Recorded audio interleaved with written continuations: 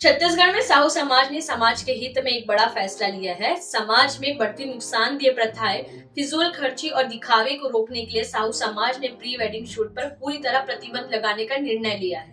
यह फैसला समाज के प्रदेश अध्यक्ष डॉक्टर नरेंद्र साहू की अध्यक्षता में हुई बैठक में लिया गया है, जहां समाज की वर्तमान स्थिति और संस्कारों में आ रही कमी पर गंभीर चर्चा की गई है। बैठक में यह निर्णय सर्वसम्मति में लिया गया है। छत्तीसगढ़ प्रदेश साहू संघ के द्वारा एक बड़े निर्णय ली गई जेमें शादी के पहली हमला देखे मिलते कि युवा और युवती मन नोनी बाबू मन प्री वेडिंग शूट कराथे। शादी के पहली बड़का बड़का होटल में जाते और ओकर बाद नवा नवा कपड़ा पहनते, गाड़ी घोड़ा लग्जरी गाड़ी में जिन तरीके से शूट कराते, ये कहीं ना कहीं हमारे समाज के संस्कार में हरे।